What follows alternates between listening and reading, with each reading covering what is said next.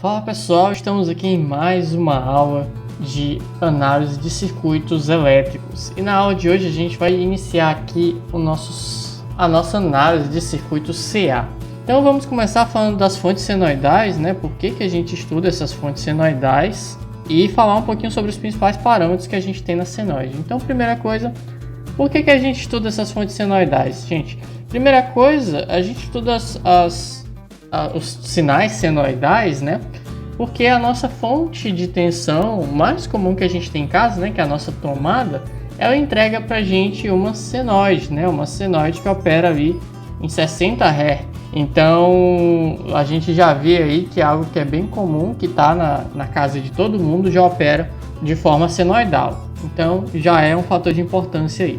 Outra coisa importante é que se a gente pegar todo e qualquer sinal que a gente imaginar, esse sinal é composto de um somatório de senoides, tá bom? Que a gente consegue obter através aí da transformada de Fourier. Para quem está no superior sabe o que é isso, né?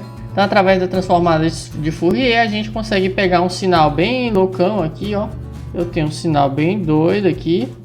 E a gente consegue representar esse sinal através de uma soma de senoide. Então pensa só, se todo e qualquer sinal pode ser representado através de um somatório de senoides, se a gente souber trabalhar bem com senoides, a gente sabe trabalhar com todo e qualquer sinal. Dito isso daí, lembrando que na parte de eletrônica a gente trabalha diversas vezes com senoide, né? Na parte de áudio, parte de filtros, a gente está sempre pensando em senoide, né? Então, tudo isso daí é interessante a gente entender o que é uma onda senoidal, conhecer os principais parâmetros e tudo mais, tá? Outra coisa importante é que vocês já sabem a forma de onda da senoide, né? E daí vocês pensam, poxa professor, mas tirando esse pedaço aqui de eletrônica, análise de sinal, não sei o que, aí eu tenho que estudar só porque a tensão da tomada é senoidal? Por que ela não é uma onda quadrada? Por que ela não é uma onda triangular, né? Ora, gente, acontece que lá na subestação, né? Na subestação não, desculpa, na unidade de geração, né? Na usina, quem faz essa geração de energia pra gente é um alternador, né? Que fica girando. Se esse alternador ele fica girando, então ele gira em formato de círculo, não é verdade? Só que ele gira em um formato de círculo, gente, só que a gente não tem como girar no formato de círculo ao longo do tempo, tá? Então, ao longo do tempo, olha só, se eu estou desenhando um círculo, ó, eu desenhei o círculo aqui, até bem aqui, e aí como a gente está ao longo do tempo, né, eu não consigo voltar, porque eu não consigo voltar no tempo, né?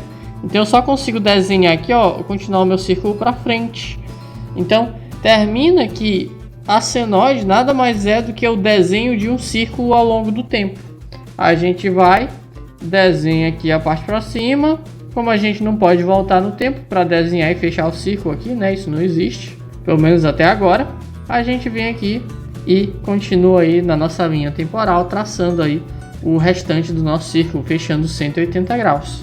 Então, toda máquina cíclica, ela gera essa senoide aqui pra gente. Então, por isso é importante a gente aprender a trabalhar com senoide. E aí os principais parâmetros que a gente tem na nossa senoide são alguns. Olha só, a gente tem aqui a amplitude, que é o tamanho aqui, ó. A gente chama de VP, que é tensão de pico, né? No caso aqui, imaginando que é um sinal de tensão, a gente chama de VP, que é tensão de pico, mas a gente também pode chamar de amplitude desse sinal. A gente tem aqui o período, onde o período é o tempo em que demora para ocorrer um ciclo da senoide.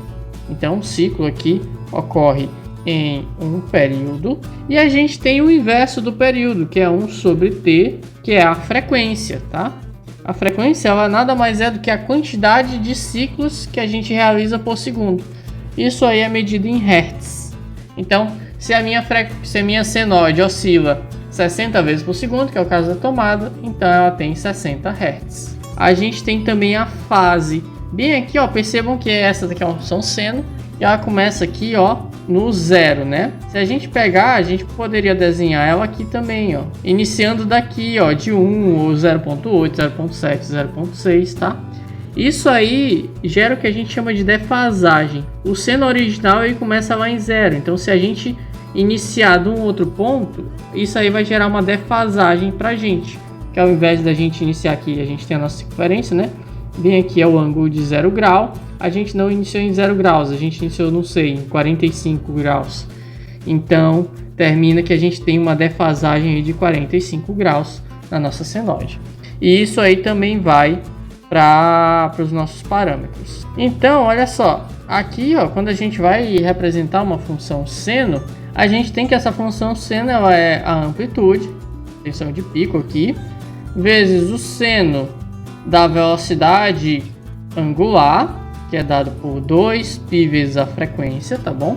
Vezes o tempo, né? Ora, o seno aqui a gente está desenhando ao longo do tempo, então é óbvio que vai aparecer o tempo aqui, mais o ângulozinho de diferença que a gente tem, tá? Essa velocidade angular, gente, ela nada mais é do que o tempo que a gente demora para dar a velocidade em que a gente dá uma volta completa, né? Lembra, a gente viu a frequência, né? Então, sei lá, a gente dá 60 voltas por segundo, damos 60 voltas por segundo. Então, se eu pegar 60 e multiplicar pelo tamanho angular de uma circunferência, que é o mesmo, né? É 180 graus, ou 2π. Se a gente pegar isso daí, essa frequência e multiplicar por 2π, 2πf, né? A gente tem a frequência angular, que nada mais é do que a velocidade em que a gente completa as nossas voltinhas, tá? Se eu giro aí 60 vezes, então é 60 vezes 2π, aí vai te dar aí quanto em ângulo você percorre por segundo. Bem simples aí de compreender. A fase, gente, e também o ômega que importa, né? Ela é o ângulo de defasagem, né? Ou o ângulo de fase. E a gente tende a operar ela em grau ou em radianos. Lembrando, se a gente opera esse aqui em radianos, esse aqui também tem que ser em radianos. E o ideal aqui, uma vez que a gente tem o tempo, né? É a gente operar isso aqui tudo em radianos. É mais interessante sempre operar em radianos do que operar em graus, tá bom? E a gente tem aqui em radianos. E quando a gente vai utilizar isso daí na calculadora, a gente tem de setar se a nossa calculadora vai trabalhar com graus ou radianos. Então é importante que vocês procurem nela aí como que a gente trabalha com graus e como que a gente trabalha em radianos. Pela aula de hoje, para não ficar muito longa, a gente vai ficar por aqui. Próxima aula a gente começa a falar já um pouquinho sobre como que a corrente se comporta, como que a corrente e a tensão se comportam em um indutor, em um capacitor e em um resistor. Até a próxima aula.